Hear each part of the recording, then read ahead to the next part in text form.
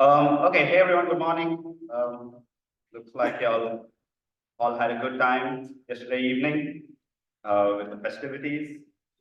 So we're going to start off our session today with a panel on oscillations and stability. Great lineup of speakers that we have. We're going to talk about oscillations due to loads. We're going to talk about oscillations due to HVDC. We're going to talk about root cause analysis. We're going to talk about screening metrics. We're going to talk about a little bit of applying ESIG work on evaluation of oscillations. So we have folks from both the US and Europe here. So the way we're going to be running this is like other panels. So we're going to have all the presentations up front and then questions after that. Just telling Ryan, I'm wearing my Batman socks today. So I'm Batman. That means that when we are going to do Q&A, it's going to be strictly enforced with time limits and so on, right? So with that, we get started with Yunzhi. Yunzhi is a manager of operations at ERCOT, and he's going to be talking to us about loads and their impact on stability.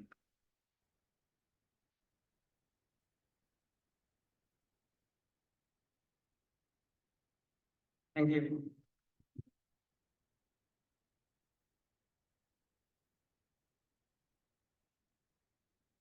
Good morning. My name is Yunzhi Cheng, manager of operations stability analysis. Today I'm going to share our experiences about large load impact on the stability limit. In ERCOT, large load typically refer to critical mining center and data center with demand exceeding 75 megawatts. And I have to say the large load right now kind of relatively new to us. So we are kind of still learning their behavior and also understand how to model them accurately. However, we already have a lot of operational large load already that was presented next 3 pages. So a lot of them are in the area of stability constraints. So we have to really assess their impact on our stability constraint or stability limits. And in the absence of accurate dynamic model for the load, we have to make reasonable yet conservative assumption. That's for your information. About ERCOT, I think you probably heard many things about ERCOT in recent days. So I just quickly go through it. We have a lot of RDRs or renewables, and the combined wind and solar highest administration is 76%. And we have 10 gigawatt batteries. For load, as I mentioned, we already have a lot of large load. We have 4.6 gigawatt already energized, and then 1.4 gigawatt approved. So 6 gigawatt, right? And we also have close to 12 gigawatt with the planning study already approved. And in addition, we have another 40 gigawatt under study, or we have another 40 gigawatt under ERCOT.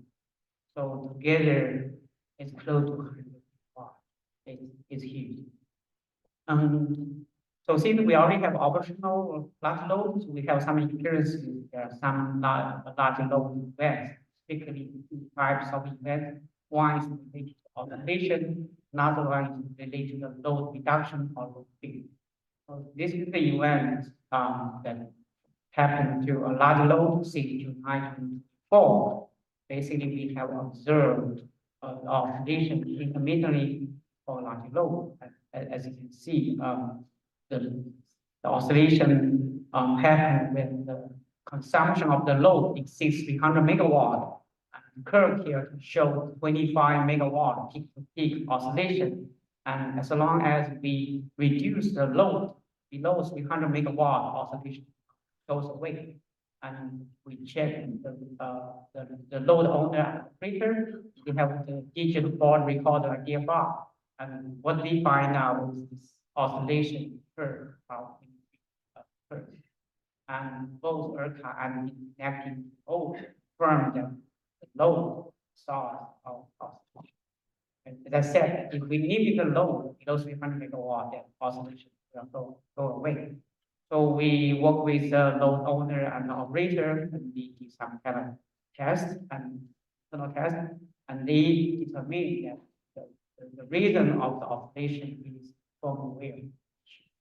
So then we update the firmware, and then after that, the oscillation goes away. We have not observed any oscillation, even the consumption of load is higher.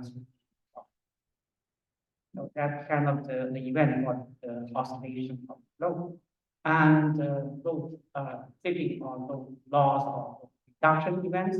So this picture shows the recent events in November 2023. So as you can see, probably 14 months, where we already have 24 large load reduction events.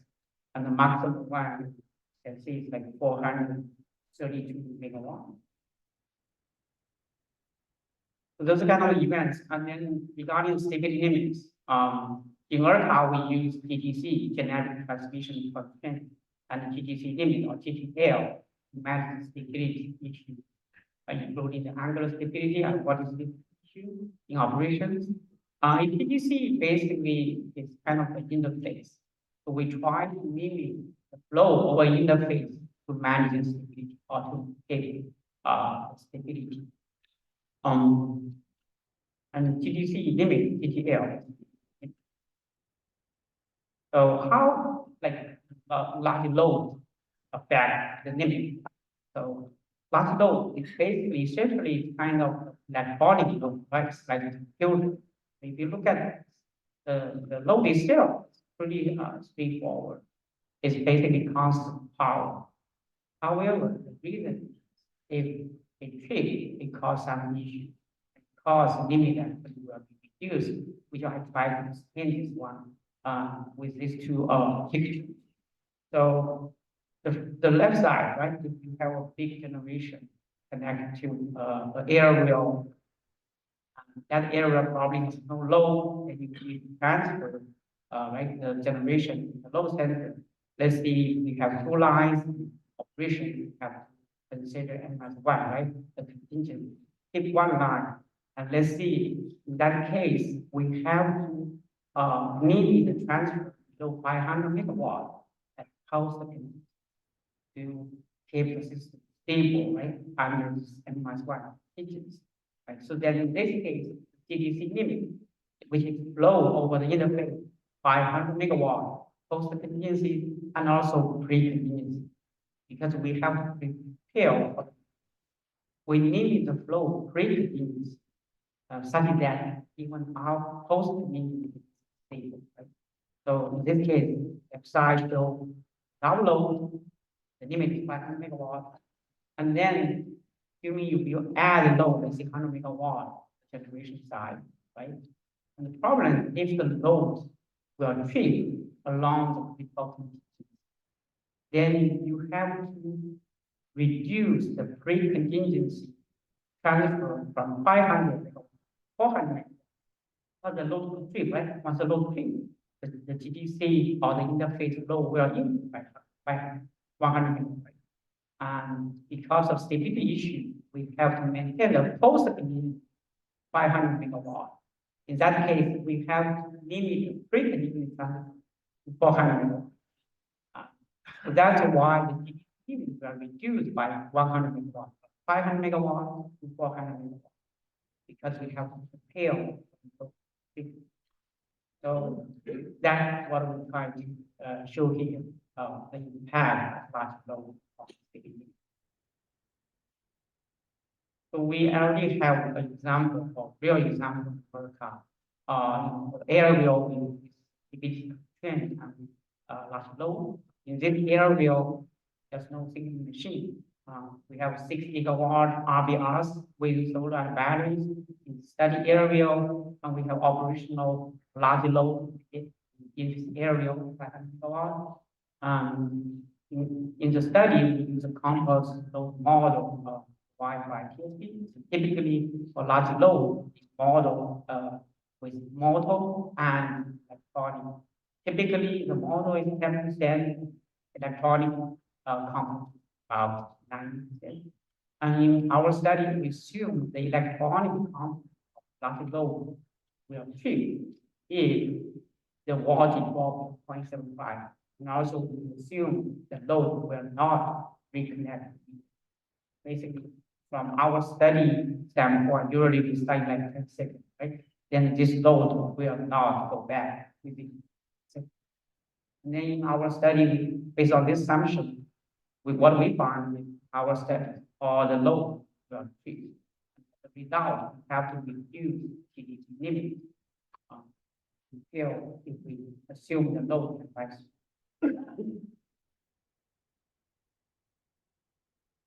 So that's kind of my presentation, the conclusion and challenge. We will definitely continue assessing the large load at on the stability limit. But the key here is really the dynamic of those models. Right now, we feel there's a lack of dynamic model to actually capture delay drift and also gravity action.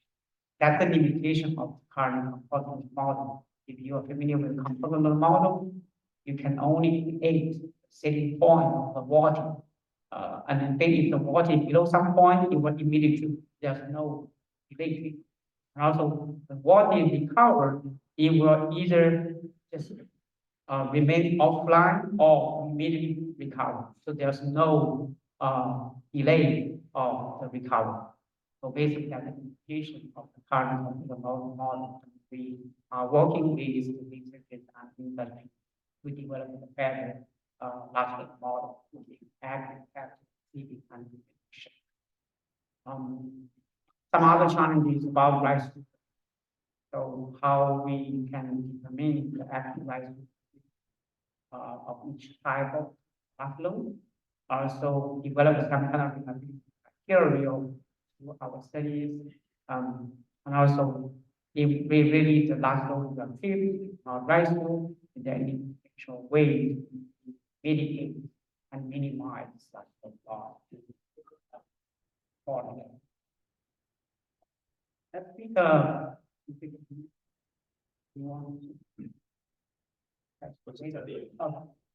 thank you.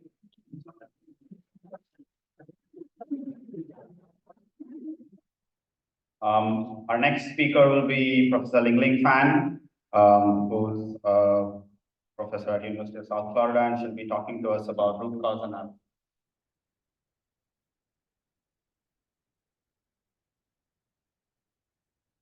Morning. Morning. The title of this presentation is Feedback Oscillations. So we try to do this how do we conduct effective root cause analysis? That's the question here. So after the presentation, hopefully have better.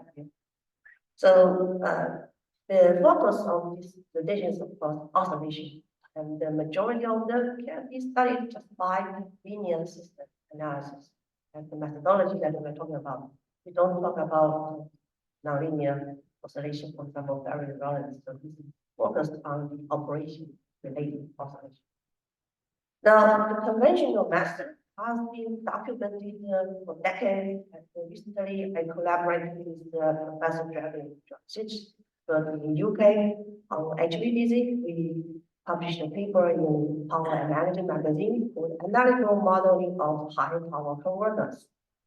So the conventional approach is slightly different from EMT study because EMT is everything in ABC domain and the sinusoidal waveforms are there. But for analytical models to do analysis, we have to have steady state DC signal. So everything has to be done in certain different frame, like a DQ frame. And then we can linearize it, then we can do eigenvalue analysis. So there are a couple of steps. For example, the subsystem, you have to do the equations. And then we have to select proper frames. And finally, we put everything together. So then we have a large nonlinear model, and then you can linearize it, and then eigenvalue analysis follows. So this is a powerful tool that has been used by power system engineers for decades, like Kundo's book we can refer to. The next slide I show a powerful example. Example, how do we study type 3 wind or type 4 wind? They are in the connection with series compensated line. Now you can put everything in blocks, model block by block, and making the connection. So this is the entire model that modeled in DQ frame. So once we value their accuracy compared with EMT model, then we can move forward to do eigenvalues. So the below one, these are the two eigenvalues basically showing you that if we increase the series compensation, what would happen? In the type 3 that we know there will be sub-synchronous resonance load that will override that makes system unstable. In the type 4, we see this sticky load. So there's a little bit of difference, like in the first case, we see two modes, sub and super. In the second case, 60 Hz mode. So eigenvalue analysis is great to show you the big picture. However, if we want to move forward to ask this question, why the difference? And then if we just purely depend on this one, it's a little bit difficult. So therefore, we move forward to simplification. Instead of looking at systems so complicated, let's look at a very simple system. An ISC circuit powered by a voltage source. So the voltage source is known. What is about current? So current versus voltage is just admittance. And admittance in DQ frame is slightly different. It's complex admittance. So if we do plots on body diagram, we see that the static frame is 42 Hz peak. And this one becomes 18 Hz and 102 Hz in DQ frame, sub and super mode. So therefore, what we can say is that if this circuit is powered by voltage source, we do see two modes, sub and super. So, and this has been verified. Of course, we know the real world that's working like this. Now we move forward to another case. That is, the ISC circuit is powered by the current source. What will happen? So now voltage versus current, basically impedance, and complex impedance in the DQ frame. And if we plot them, the complex impedance shows 60 Hz mode peak. So therefore, we can say this, if the ISC circuit is powered by current source, we expect to see 60 Hz in DQ frame or in power. So that basically shows in type 3 waveform, probably this is more like a voltage source, but type 4 is more like a current source. And that's the difference. So we can see that the simplification and the frequency domain analysis can tell us a lot of insights. So we will move forward to use these techniques to do a few more stuff for the root cause analysis. And the key technology is basically how can we build feedback system? And by the way, it has to be relevant, not some general feedback system. There's no general feedback system. We have to look at data, speculated force, put everything together. So therefore, we can see a couple of examples to show can build different groups. For example, voltage source, voltage oscillations, you can build a volt loop. And if you have phase lock loop or PLL related dynamics, you probably want to build synchronizing to better analyze this. And then finally, if we have sub-synchronous torsional detection for synchronous generator, we can again build the synchronizing loop for power to act that can give us more insights. So let's move on to the first one.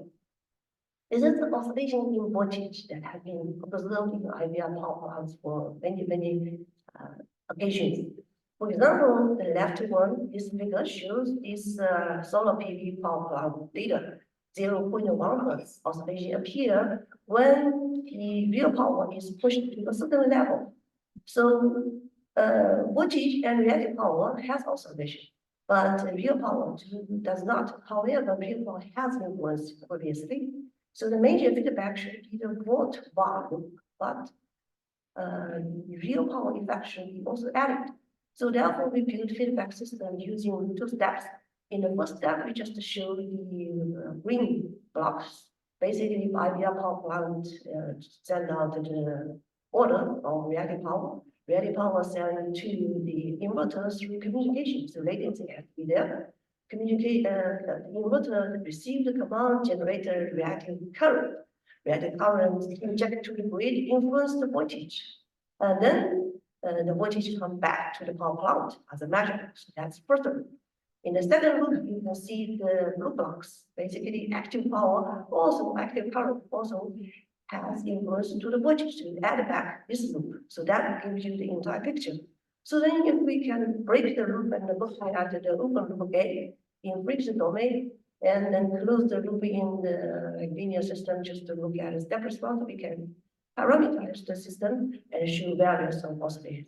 For example, in the left, we show the 0.1 Hz oscillation. In the right, we show 4 Hz oscillations, just parameter them.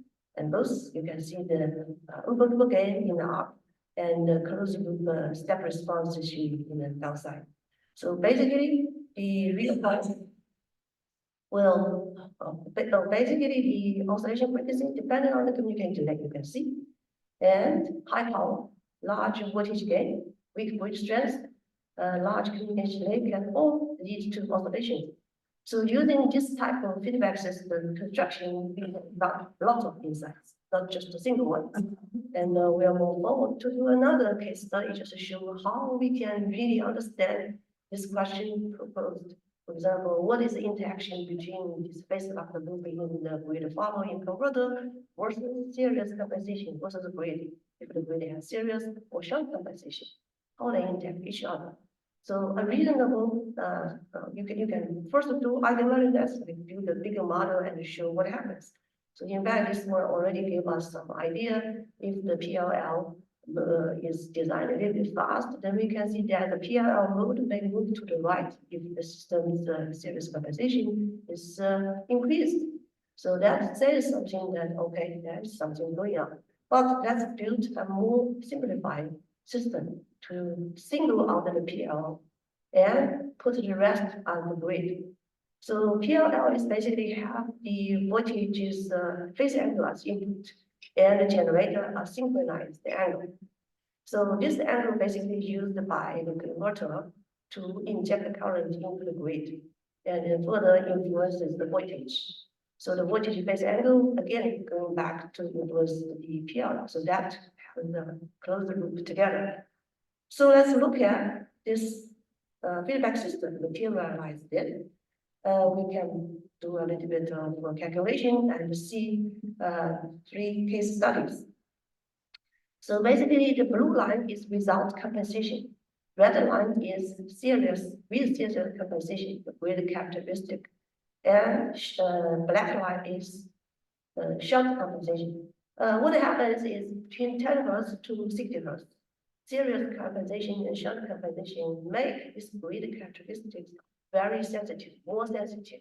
So that causes more vulnerability when you interact with PLL. And we can put design the PLL, put it there, and we can show the effect of the closed loop system step response, stress responses. If the system has no compensation at all, blue line, everything works fine. If it has a series compensation, red line, we see poorly damped oscillations. If it has the shunt compensation, you can also see the undamped oscillation. That is 18 Hz oscillation in this case, right? So that's the second example. Base issue, you can form a different loop and tackle the interaction issue that people probably will be interested to know. So the third example, we go back just to show the traditional well-known case of sub-synchronous torsional interaction. The event happened in 1970s, well known, and I put 2 slides from Bruce English, from his, and that is sharing the industry perspective from Bruce English. So what the Bruce English says, the SSPI is due to the interaction of the router mechanical system and the generator and the electrical system, because the torque is influenced by the grid characteristics. So the generator is built by a voltage source, and the voltage source will influences current. Current influences the real power. Real power is torque. Torque influences speed. That's how you close the loop.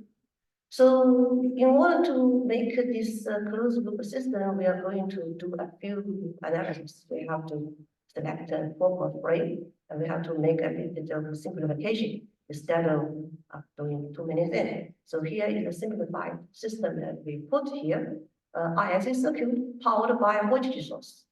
On the other hand, the voltage source's angle will include the mechanical dynamics. So therefore, we have 2 blocks. The first block is mechanical dynamics. The second block is electrical dynamics, and they are looping together through the active and real power. And you can see the electrical system without series compensation, it has 60 Hz mode.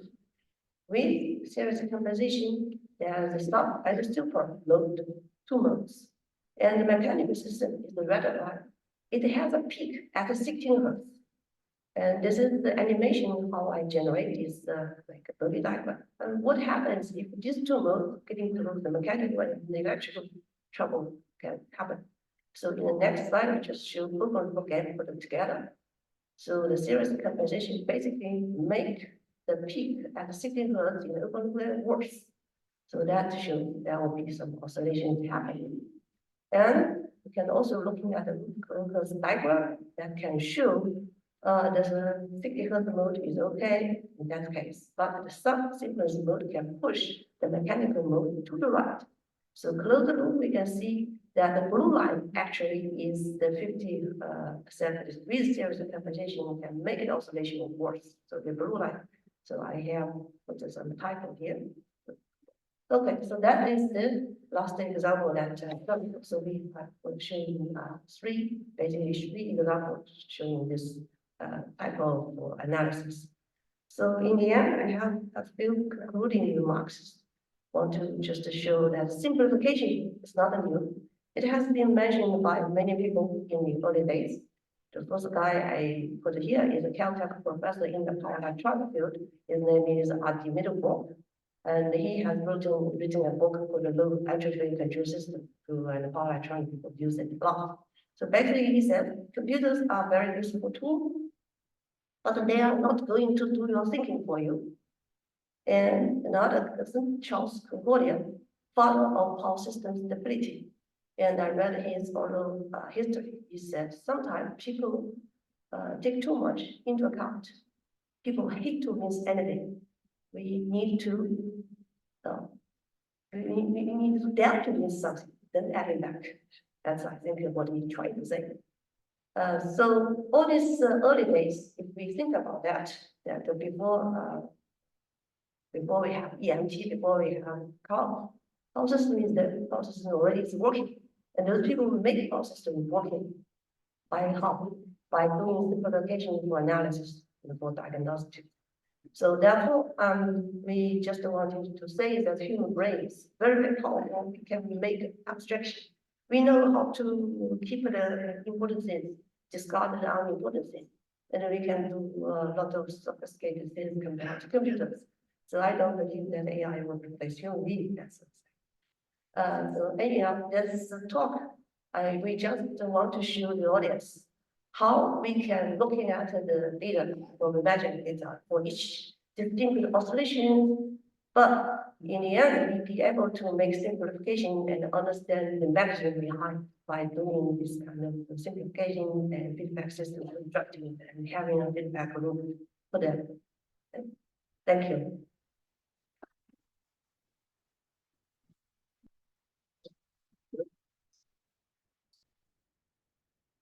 Our next speaker is Aleksandar, who's a dynamics and stability expert at Tennet. He's going to be talking to us about investigation of persistent SSO.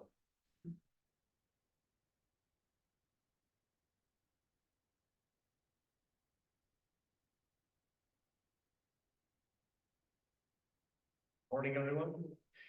My name is Aleksandar Boričić. I come from Tennet. Tennet is the transmission system operator in the Netherlands, in Europe. And I will give a presentation today about oscillations we've been observing and we still are observing in the Netherlands. And I'll give you a very practical system operations perspective about what was happening. And the presentation is structured around a few topics. First, I'll give you a small introduction to Tennet. And then I will go through first, what do we observe? So a bit of a data collection, let's say symptoms of what is happening. And after that, I will continue with further investigation that we have done so far and things that are still pending. And in the end, finish with the current state and open questions. So first about Tennet. As I mentioned, Tennet is a transmission system operator of the Dutch grid and also part of the German grid. Today, I'll mainly focus on the Dutch grid. And you see some facts and figures here mentioned. Maybe one to remember here is the peak load of about 20 gigawatts, which will be relevant when I go back to the discussion about renewables. In the larger picture, of course, we are part of the European system, continental Europe synchronous area. And you see here in the red where the Netherlands is and where the Dutch grid is. And we have interconnection, of course, with the neighboring countries. And the whole grid, European grid, is very large and it's also expanding. Maybe you heard that recently Ukraine and also Baltics synchronized with the grid. And we have, of course, many HVDC links to other areas that are not directly synchronized with continental Europe. And another thing to mention is that North Sea that you see kind of in the middle here, just above Netherlands, is to become a massive offshore wind hub, also probably for hydrogen. And this is where Netherlands will play a large role as well. Few facts about the energy transition in the Netherlands. So in 2024, we had 54% of electricity from fossil-free sources, out of which about 50% was solar and wind. You see on the right a little bit of a graph in this direction. But what this means for system operations is that we have many hours where we are close to or even at 100% IDR penetration. Of course, we are interconnected with larger systems, so we're not an island, so we can still do this. But this means that we get hours with much more challenging than we used to get in the past. And this also means that the remaining 45% of our electricity will be much harder to decarbonize. And we see that mainly due to grid bottlenecks, not other challenges. And this can be congestions, but can be also related to stability, to inertia, system strength, and potentially also oscillations. This is a quick overview of currently installed capacity of solar, wind, and offshore wind in the Netherlands, and where we're going in the next 10 years. And I mentioned in the beginning 21 gigawatt peak load. So we have now more solar installed than what our peak load is, and another more than 10, 11 gigawatts of wind. So when we get a very sunny and partly windy day, all of our load is served by renewables. And this is only set to increase by 2035, where you see the solar is set to double approximately in the next 10 years. Onshore wind, not that much space left for this, but offshore wind is going to increase a lot. So we expect to add another 20 gigawatts in the next 10 years of offshore wind. And this is mainly to Tennet's 2 gigawatt program of HVDC connected offshore wind. So all of these challenges that I'll talk about today are probably going to get much more severe in the coming 5 to 10 years. So why is this relevant? What are the implications really of more renewables? What we see is that this huge infeed of renewables is really pushing synchronous machines out of service. So they're typically not decommissioned, but they are very rarely operating nowadays. And this leads to very low inertia, this leads to very low system strength. And in the end, we end up with stability challenges. Here I have one example of inertia constant in the Netherlands across on y-axis all the days in the year. Let me see if I can get a pointer.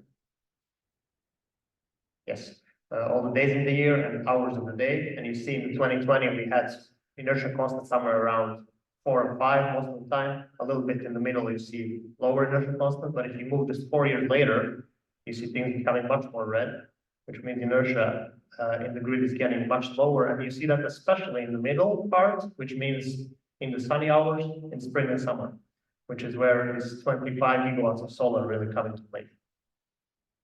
And we see something similar, of course, on the side of system strength. So with that introduction, a bit of back to the oscillations and a bit of on data collection, what do we observe?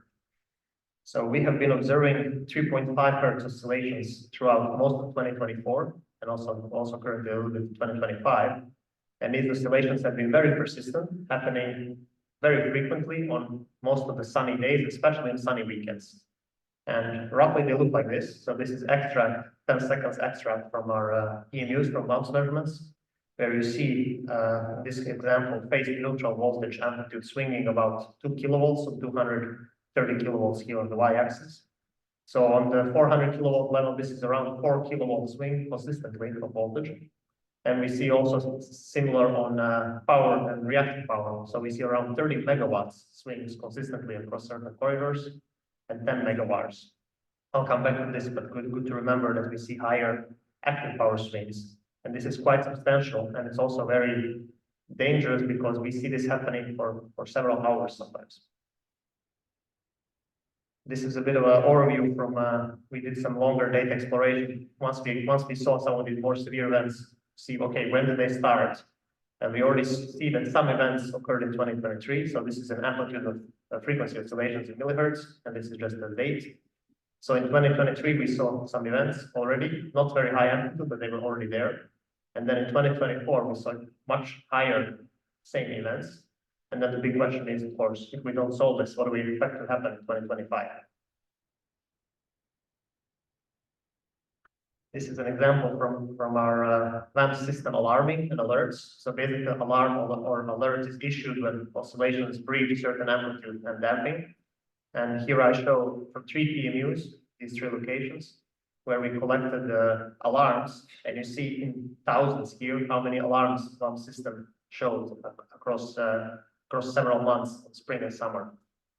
And you see that most of those alarms were in spring increasing towards summer and then decreasing after October. And then basically in November and December, we had no oscillations. What's also very interesting is if you look at these alarms, when do they appear? They always appear in the midday, so never at night, always during sunny hours, and primarily in the middle of the day. And this also gives some clues towards what may be potentially causing this. I mentioned before voltage oscillations, I mentioned power oscillations. We also see frequency oscillations. So this is an extract of frequency amplitude, so amplitude of 3.5 hertz mode oscillations. And below you see the damping. So what we see approximately somewhere around 7 or 8 in the morning, when the sun comes up, we see oscillations picking up. And over time of the day, they also slowly go down. But what's important here is also that these oscillations are very persistent throughout the day.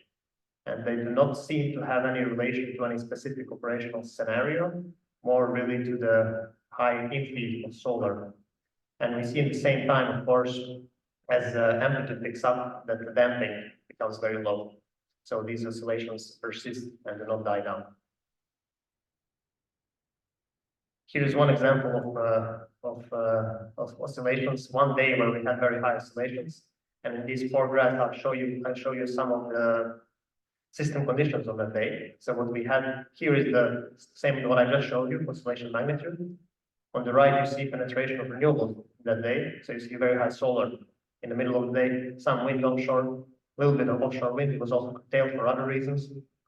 We see system demand, which is negative. We get this often in sunny weekends, especially, where Netherlands is basically serving all its load with renewables and exporting with HVDC links. And if you just look at that penetration of IPRs, we had more than 90% for a couple of hours. And this is exactly when we saw the highest level of oscillations. What we did then is we took all of these days, a couple of months of data, and looked at, okay, what is the relationship between magnitude of oscillations and penetration of renewables? And we saw that here on y-axis amplitude of oscillations, on x-axis penetration of renewables, we saw that all oscillations basically occurred above 70% of IBR penetration. And we did not see any oscillations basically happening when there's a lot of synchronous machines in service. Some more graphs on what we're observing. What you see here is data on y-axis again, amplitude, frequency oscillations, and damping. And you see data from July 27th to August 1st, so 105 days. And what I'm showing this is, you see here in these marked areas, oscillation amplitude increasing over the day and then decreasing, and again.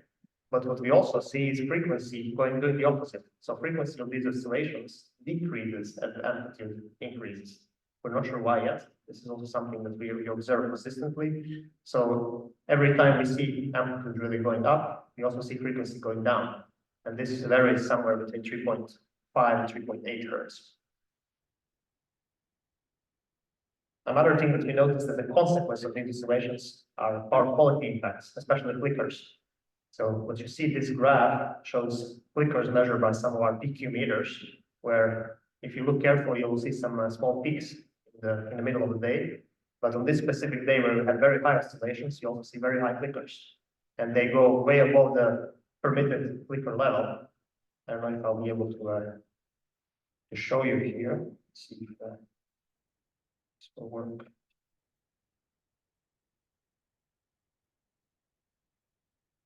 No, I don't think I can. No. Anyway, you have to trust my word. Basically, what we see is in these cases, when we have high oscillations, we also see very visible flickers. And if you just look at the certain light bulb or the incandescent light bulbs that still have some houses still have, you will see consistent flicker for several hours. And of course, we received some complaints about this. Luckily, this happened in the middle of the day where not many people have lights on. But it is an indication that, of course, flickers are also very much affected by this. And this is mainly the consequence of oscillations being relatively slow, 3.5 hertz. So I can really perceive this relative to 50 hertz natural frequency. Okay, so that was a little bit on what we see. Now I'm going to go a little bit into why and what could be potentially the reasons for this happening. So what does the available data tell us? First, we see is that the oscillations are strongest in the north of the Netherlands, a relatively large area. We also had contact with neighbors in Germany and also in Belgium, and they also observed these oscillations. So as they are 3.5 hertz, they tend to propagate far, but they are much lower compared to what we see in the Netherlands, which is potentially an indication that source is likely on our side. And what we also see is that oscillations occur only during sunny hours, so we never see oscillations on a cloudy day or in the night. And we see they're strongest on the weekends, and weekends are typically characterized in the Netherlands with very few synchronous machines online, which means we have weaker grid. And we also, of course, when we have a combination of high PV infeed and weaker grid, we've seen the highest temperatures. What we also see is that these oscillations are very persistent, as I mentioned, on many days, many hours. So it's not specific operational pattern or topology or something that leads to this. And we did not find any specific trigger or specific unit that shows, okay, this power increase directly increases oscillations. We were not able to find a single unit that caused this. So we may be looking at some combination of force oscillations and potentially interactions. So what our focus on investigation went was IPRs in the north. There are two large EPRIs in the north. One is voltage source converter, the other one is LCC. And of course, solar parks. We also have some other IPRs in the north, but nothing of this magnitude that we would expect to play a big role here. What we did further is there was a very good work done by EPRI, led by Nick, I believe, on evaluating oscillations and figuring out where they're coming from. So we also took this causality screening matrix and tried to kind of use all the clues that I showed to see, okay, what we may be looking at. And if you do that, you will come into these couple of potential fields where we may be looking at control interactions with the network, SSCI, or we may be looking at voltage control induced oscillations. And this, of course, could make sense looking at the frequency, which is relatively low. So this could be related to power to voltage control. On the other hand, you remember that I mentioned that active power swings are about 3 times higher than reactive power swings. So this is a bit contradicting. If it's voltage control related, why are we seeing active power swinging so much? There was also a comment here from the report that I put here that's a bit interesting in this direction that you may also see even if voltage is dominant quantity of oscillations, you may also see active power and reactive power swings. What we did further is we used our available months data with the PMU coverage that we have to explore where potentially these oscillations may be coming from. So we used mode-based analysis for this. And in simple terms, you can look at the phase between active power and frequency of oscillations and check whether that's maybe adding energy into the oscillations or not. Or you can also look at whether active power is leading frequency oscillations, and you can use that to determine whether negative damping behavior is present. What we saw from this is if you look at the Netherlands as a whole area relative to other countries that we're interconnected, we see very matched swings of active power and frequency. So this is the 3.5 hertz, not 50 hertz. So we see that then the Netherlands is basically feeding oscillation energy into the rest of the interconnection during high frequency half cycle, and then removing energy at low frequency half cycle. This would indicate that Netherlands is a source. And if we try to go a bit more concretely, where, if we look at the aim, that's Eemshaven, that's the north that I was showing in the previous graph, north area, we see that that's a specific part of the grid also acts as a source and also particularly contributes negative damping to the grid based on the component that it has that is leading frequency. So we are quite confident that the issue is on our side, in our grid, and that part of the issue is in the northern Netherlands, which also is in line with the amplitudes that I showed. So what we went further is look into HVDC in the north. The main challenge here is we do not have EMUs directly at point of connection of HVDCs. We have EMUs around, but what we do have is SCADA data, EMS data. It was also interesting to see that even that data showed you something. So what you see here is voltage, current, active power, reactive power of LCC and PSSE HVDC links. What you see first here in the top left graph is several hours of high voltage oscillations. So even SCADA will show you something if it's happening very consistently. If you will pick up something happening, of course, you cannot tell which frequency, you cannot know exactly where it's coming from, but you will see something happening. And what's also interesting is if you look at the data of these HVDC links, we see in the middle of the day, so when this HVDC picks up active power from basically 0 to its maximum, we see something, potentially oscillations, on the current and active power as well. So this may indicate that that this HVDC link is also doing something or contributing potentially to these oscillations. So we took this as a clue and went a bit to the modeling. We used the EMT model that we have from the OEM from this HVDC link. We don't have wide area EMT model of the whole grid yet. That's work in progress. But we looked at what we can find out based on this model itself. And what we found is that this HVDC link indeed can amplify oscillations in the lower frequency range, so below 4 Hertz, when system strength is low and when voltage control is on. So basically, if we looked at the impedance scan of this model, we would see negative damping below 4 Hertz, which means that if oscillations are happening for some reason, this link may be amplifying them further.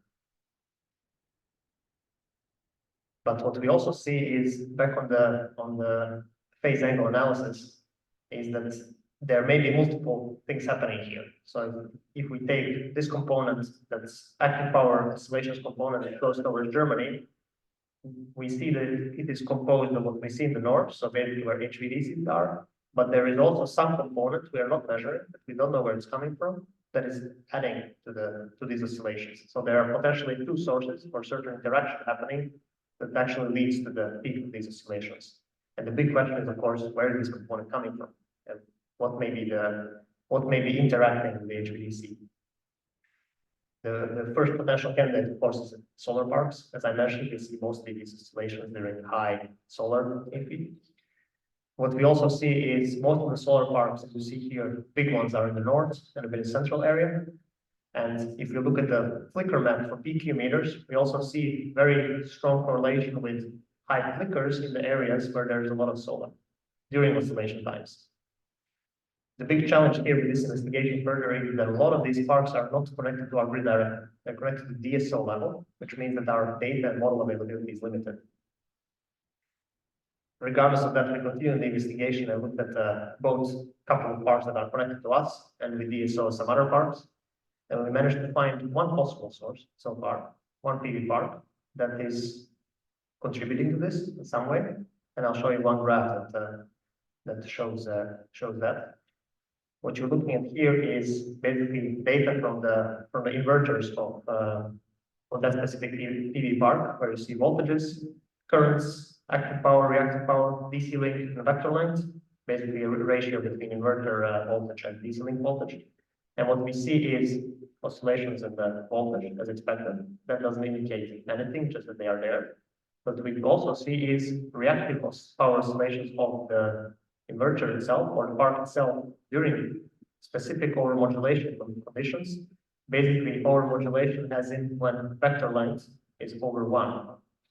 And this particularly means that in these cases, we could determine that overmodulation has it's correlated with these sub-synchronous oscillations that potentially causing them partly. We don't know what, potentially with HVDC. And current mitigation was to cap this overmodulation at 1 to try to solve this, but this has not helped too much so far. And this is my, I think, last slide. So current situation is that sun is starting to pick up again and oscillations are coming back. So we see that we did not solve the problem, at least not fully. This is for basically 2 weeks ago. And what is let's say one of the conclusions is we may have found one source, but there may be more of them. And this leaves many open questions. And as I mentioned, we expect oscillations to worsen in the coming period. What are we doing on our side to try to solve this? One of the things is observability. I mentioned that we need more PMUs to really tell where exactly this is coming from. So we are accelerating installations, including in HVDCs, and also looking into some portable measurement devices. Because on our side, this is also to some extent urgent. We want to solve this before we get some issue with this. Certification, of course. And on system operation side, training the operators to actually be able to monitor oscillations and do something if they're happening. And what could they potentially do if we do not know exactly where the source is coming from? It could be mass trans, expensive solution, but it could be increased damping of the grid if we see very high oscillations. And we're also exploring some impact control modes, HVDC and some other IDRs to that proximity. With that, this is my last slide. I'm a bit over time. Apologies. So what kind of phenomena are we dealing with? So it seems to be some kind of control interaction between potentially PV parks and HVDC, and there seems to be quite a role strength here. As I mentioned, also 3.5 hertz indicates involvement of slower controllers, or multi-control maybe, but then we also see much higher active power swings in the grid. So current theory is that maybe we have oscillations initiated by multi-control PV parks, and then potentially HVDC may amplify that due to behavior that I've shown. Another thing that's a bit puzzling is if oscillations are this type of forced oscillations, why are they changing in frequency? So why are they not constantly at 43 hertz? Why do they consistently change throughout the day? Another question is, of course, how do we locate the source with the current available data? And maybe a very important one is how dangerous this is. So we've seen up to 1% or even more voltage oscillations at tens of megawatts oscillations for hours persistently. So far, no further stability consequences, but what is the limit? When should we really limit this either by bringing a mass-run unit or disconnecting the HVDC? We think that's contributing, like when should we make these big steps that may be very invasive in the operation of the grid? And this is something that we're also exploring a lot, where really to draw the line, what is dangerous, when to react, and when we can say, okay, this is happening, we're not sure yet, but we can allow it for now. And maybe for future, another to think about is, I mentioned that we're going to install 20 more gigawatts of offshore HVDC by 2035. And the big question is, how do we prepare system operations for this? And not only for oscillations that you can see with PMUs, up to maybe 20 hertz if you're lucky, but what about higher frequencies? And I'm also mentioning this because of a recent event we had in Germany, where they had 500 hertz resonance in between HVDC links offshore wind, which ended up causing multiple tripping of offshore HVDC links and even damages to many of IGBTs in one of them. So if we end up in a similar situation in the future, this could cause several gigawatts loss in the grid, and this is something that, of course, we're not designed to handle in operations. So something to think about as well. That will be all for me. Thank you for your attention.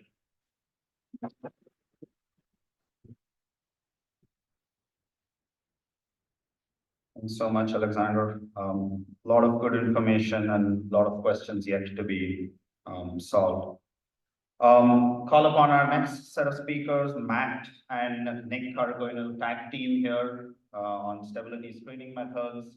Matt, the founding partner of Telos, and Nick is Nick. We all know Nick. So with Hickory next. So Matt.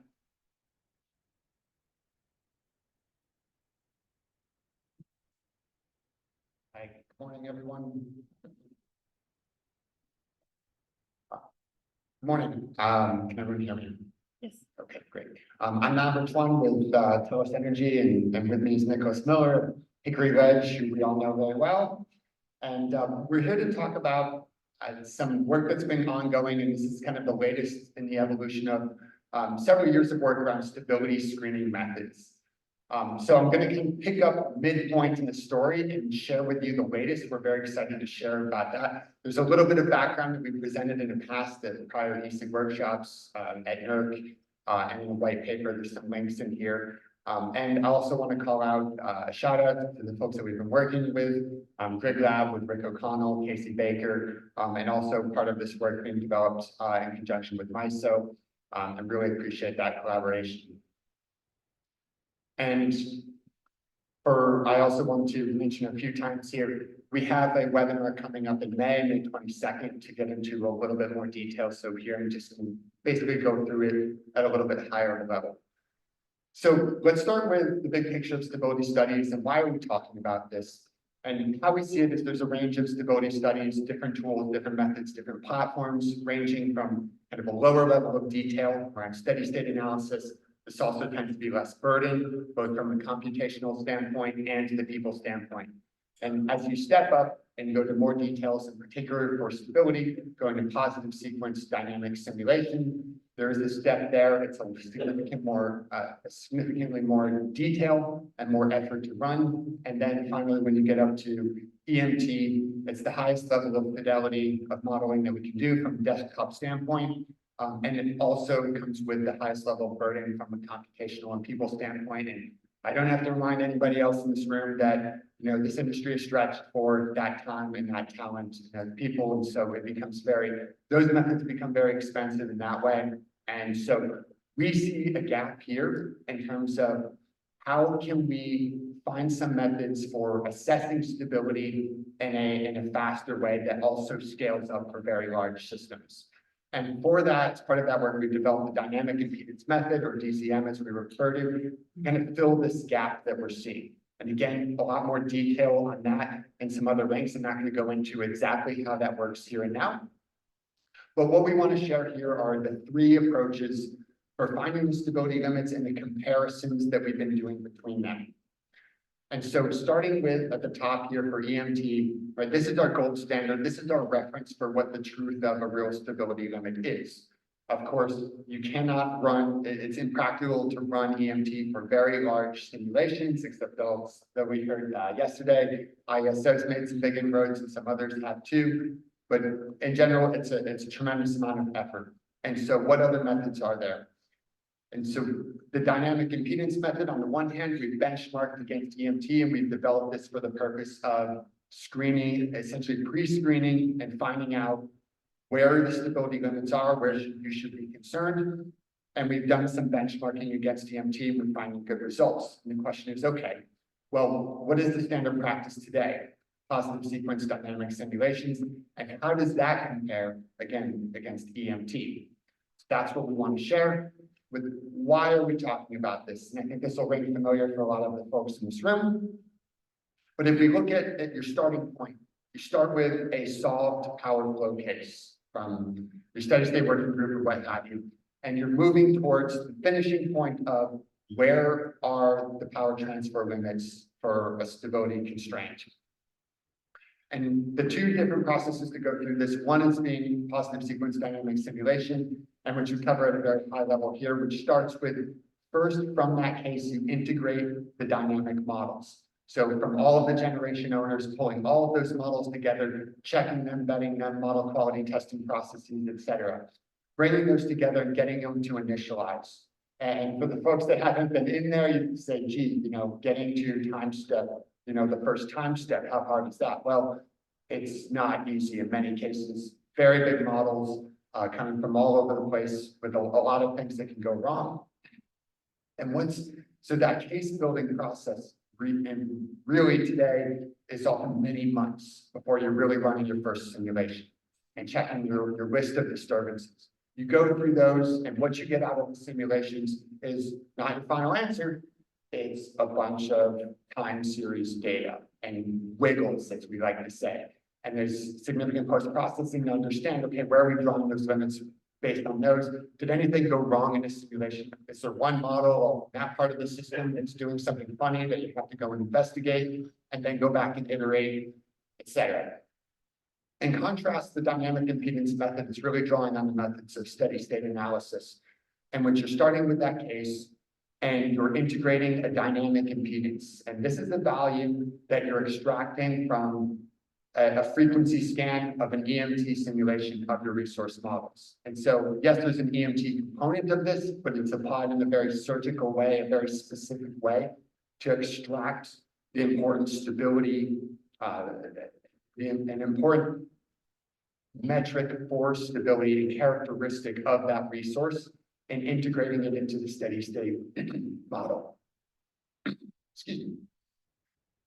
That steady state solution is solved in a very particular way to draw out the stability characteristics such that when you run a PV curve, the output of that is finding the limits of the PV curve and essentially having a tabular result of your stability limit.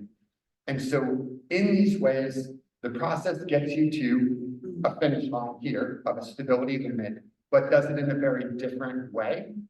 And there's a lot of speed and large system and advantages, especially for large systems, large contingency cases, and basically cover a larger range of operations with the dynamic impedance method. So there's a lot more about that, about exactly how that works, but I'm going to focus here on this effort is how well does it work? What did you find? Great, you have this method. How does it compare? And so for comparing this and starting, we've done the comparison of dynamic impedance to EMT. We want to look at the comparison of positive sequence method and EMT. And so for that, we've followed 4 steps here. We started with a variety of equipment, synchronous machinery, inverter-based resources, both grid forming and grid following, wind, PV, battery technology with OEM models. We then did a benchmarking at the resource level, at the inverter level of those models to ensure that, okay, we're going to do a simulation in EMT and we're going to do a simulation in phasor domain, 2 different platforms. We want to start with apples to apples as much as we can of the inverter models themselves. We did that in single machine infinite bus context to get that. Then we took those, we integrated them into a simple transmission system, a simplified transmission system. And then the output of that being all that time series data, those wiggles, we evaluated against the same set of stability criteria limits to then get to that finish line of what's the transfer limit at which we can compare the 2 methods. I'll say just a little bit more about each of those steps. So again, starting for the resource model benchmarking, we really wanted to start at, again, the same and apples to apples of the inverter models that we're using in these 2 totally different platforms. And so for that, we did a time domain analysis and we did a frequency domain analysis.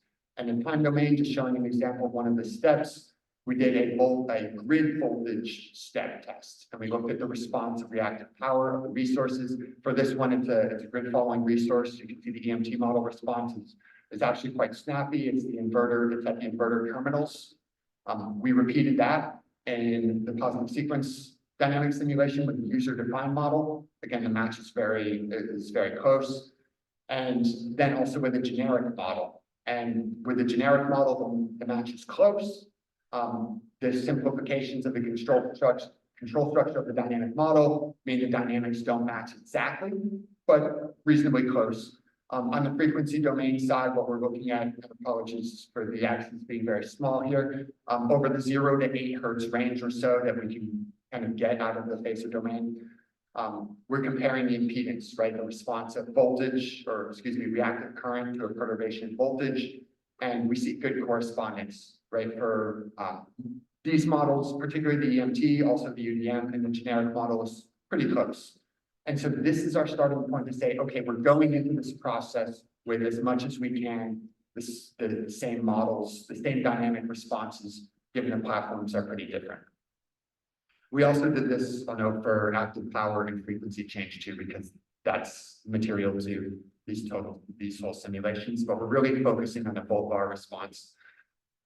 We put these into a simplified model. Again, this is intended to be representative of a high voltage network transmission system. It has to be simple and small enough to be manageable, yet complex enough to represent the realities of a large system. So, we've got a few dozen buses here and about half a dozen nodes, but in a sense, we're driving power from the upper left here, the sending end, down to the lower right in these simulations, and we're looking at the power transfer basically out of that upper left, out of the sending end. For the stability criteria, so how do we take all of these, the complexity of all these wiggles and time domain results and convert that into a number, which is really what is done, how decisions are made. Then this could be a whole afternoon of the topic. In short, we drew on practices that are in place today in the US and ISOs, and we developed half a dozen stability criteria ranging from power recovery, in the sense to maintain power after the event and not trip, to also voltage recovery in different time frames, right after the event, kind of a classic transient voltage time period, and then sustained voltage, and then also looking at damping. We applied this exact same criteria to both of the outputs from EMT as well as from positive sequence. And so when we pull all this together, we're trying to capture a good bit of breadth here so that we can make our comparisons. And where we end up is about 14 different resource mixes. So we're looking at different OEMs, different technologies, and different mixes over about a dozen disturbances. It's about 132 different cells on this chart. And for each of those, we need to evaluate a power transfer limit. So meaning we have to push the power transfer higher for each of these. And we did that in 4 steps. So you end up with 672 time series simulations in each platform. We try to cover a lot of ground here. This isn't everything, but we think it's pretty good smattering. And so when we start looking at the results, and we show a few scatter plots here, where on the x-axis, you can see the predicted transfer limit from EMT. Again, our reference, our kind of gold standard. On the y-axis, you see the predicted stability limit from the methods, either in this case, the positive sequence dynamic simulation. And there is, hopefully showing up, there is a dashed line, right, which is the one-to-one correspondence, right? So if your case transfer limit falls on a dashed line, that's saying the limit you predicted from your EMT simulation matches the limit you predicted from your positive sequence, right? That's the ideal. And so what we can see is for, again, a first subset of these mixes, we can see there's some clustering around that ideal fit line, which is good. These models are roughly predicting the same thing, but there's also some scatter. And when we start cutting that by technology type, for instance, when we look at the blue dots for the synchronous machine dominant cases, we see those fall really close to the ideal fit line. That's a good sanity check for us. That's what we expected. We've been using those methods for decades now, and we know they work well for synchronous machinery. When we start mixing in the inverter-based resources, we see a little bit of difference. With the grid forming type of resources, we see again a good clustering around the ideal fit line with a little bit scattered or a little bit of scatter. With the grid following types of resources, we see that as well, but the scatter tends to increase. There's a lot of reasons for that I'm not going to get into here and now, but we tend to see a little bit more difficulty and a little bit more scatter, I would say, when it comes to high or grid following dominant systems. And we see that it's an important note. So we're doing this for some generic models, and we got some initial results. And especially when we say, when we look at, okay, we throw all of the resource mixes now at this, and we have a big scatter plot. And we start with the generic models, and we say, okay, there's clearly some clustering around the ideal fit line, and then there's some scatter, and there's some particular outliers towards the bottom. We say, gee, and it's on the conservative side. It's saying that positive sequence simulation is really under predicting what you would get at EMT. Say, what's going on there? And is there something wrong with the models? When we zoom into the time domain simulations, we actually saw that those simulations were going oscillatory right after the event. And that was causing our metrics to press the transfer limit down. And say, okay, is there something about the model? We're not trying to tune the model to achieve a specific result. We tried to tune the model to match in both platforms. We say, if we look at user-defined models, is there something there? And what we found was when we used the user-defined models, particularly for the grid following types of inverters, we saw that those outliers actually matched much better with the EMT simulation. Thought, okay, that's good, and that's kind of, you know, notch one for user-defined models. But then we saw in other cases, there were other outliers. And so it's like you squeeze the balloon here and stuff pops out over there. And I think, you know, this is good calibration for us to understand, because we're looking at the scatter plot with the benefit of seeing positive sequence and EMT side by side, like compared directly. That is not the luxury of the dynamic stability studies that are being performed, right? The practitioners today, they're largely looking at just one of these tools. And for large systems, it's positive sequence dynamic simulation. And I think naturally, when you only have one tool and you get one answer and you've been using it for a long time, you tend to give that a lot of weight. I think that this is interesting to see that if you had the benefit of running a parallel study in EMT, you would actually see the scatter and kind of understand the error bars of what you're actually able to analyze. Now, we compare that again on the third point, we pull back in from our previous work on the dynamic impedance method. And again, we see clustering around the ideal fit line, again, with some scatter. And so bringing that all together, and we take a histogram of those scatter plots to look at that. What we see here is, so broad brush, the stability limits from EMT and positive sequence compare well for most disturbances. There is, so on the x-axis here, we're looking at the error, and it's the error per unitized on the EMT result, which again is our reference. You see there's the conservative error, the peaks are on the conservative side of the same. There's a conservative bias in these methods, but large, and then there is some spread, right? So we know these tools aren't perfect, that's not news. This kind of tells us how imperfect they are. It also indicates that, okay, there's some conservatism that we're seeing. I think that's a good thing. That's where we want to be. Our experience is that the synchronous machinery and GFM technologies tend to work well for these, and grid following, there's just more variety out there. And so one of the other takeaways, the important takeaway here, is when we look at the work we've done for developing the dynamic impedance method, it estimates stability well, and in a similar manner to what we're seeing from the time series positive sequence simulations. In some cases, you could say, okay, there's less optimistic error. Maybe arguably there's some advantages there, but in general, it's not dramatically different. It kind of compares well. What is dramatically different about the method is the effort and the burden to get there, to get to the same answer. So if you're getting to these quality of answers, then you can look at, okay, is there a simpler and faster way to do that? And that's what we think we're seeing. That's what this is showing us from the dynamic impedance method. Now I'd like to hand it over to Nick to talk a little bit more about what does this mean? What are the implications? Okay, no problem. Yes, I got to give a little color commentary as this is my one. But first, I got to thank Aleksandar for putting the plug in for the Eastleigh Oscillations guys. It's very, very nice to hear somebody tell you that your baby isn't ugly. So, okay, so let's talk about why we're doing this again. Everybody in this room loves running simulations and we want our simulations to be accurate. But the point of doing simulations is to make good decisions.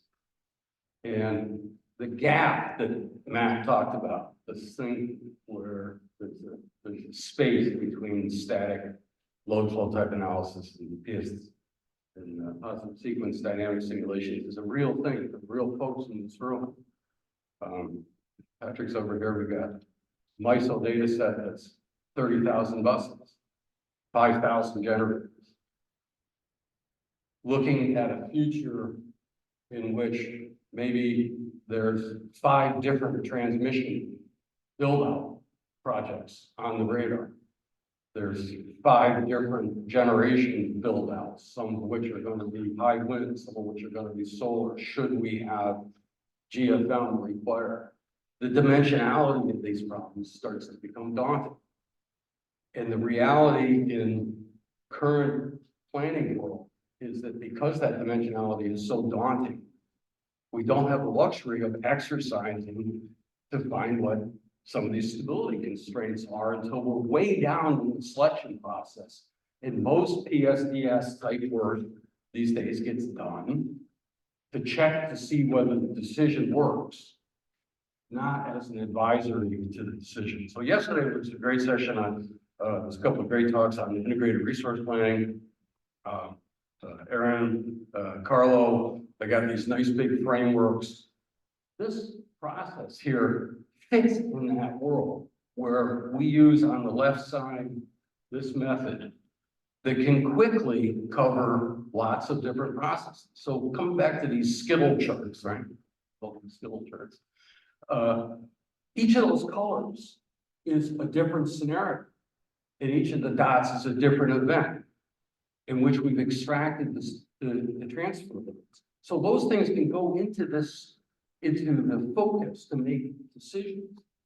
Project A, which is $1 billion, increases the transfer limit by 1,000 megawatts.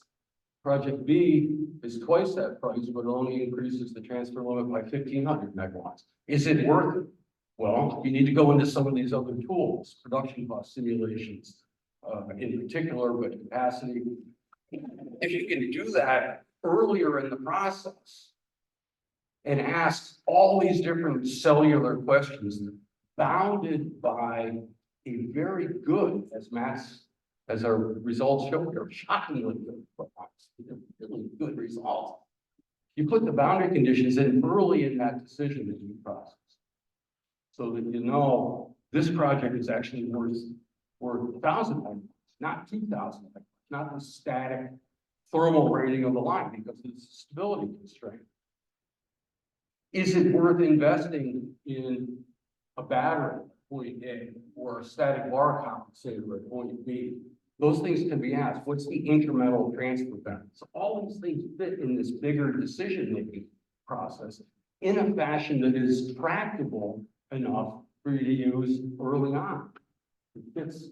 It fits in so many of the problems that we've heard so far this week. So this isn't just like an academic exercise. The other thing that's really cool about this that makes us so exciting is this is by and large off-the-shelf available commercial tools that many of you in this room are using already. Now, we're not going to talk brand names, but we're using commercial software with scripts to drive that commercial software in a relatively straightforward fashion in ways that could be customized to the needs. So there's a lot of knob turning here, right? So all the knobs here are transfer level, but they could be knobs of delivering power to a data center, right? Just theoretically, right? Somebody wants to put an X gigawatt data center. Okay, what's the transfer limit there? Yeah. That's why I went last. That's why we went last. Don't go totally about that. You know, solar versus solar day versus wind day, all these different things will fit in that. So this works on big stuff with commercially available software in a fashion where you can make these big decisions that are much better advised and fit into these integrated resource plan structures into the decision making. It's a cell in this bigger thing. We aren't saying throw away EMT. We aren't saying throw away PSDS. They have that role that's relatively farther downstream. Make sure it works. We aren't saying don't do EMT, but upfront, much better decisions. And decisions with lots and lots of zeros. You know, working on a data center. We're talking $5 billion worth of investment that's being done based on some low flows. Makes my hair catch on fire. Okay, I'll leave with the hair on fire imagery. So thank you.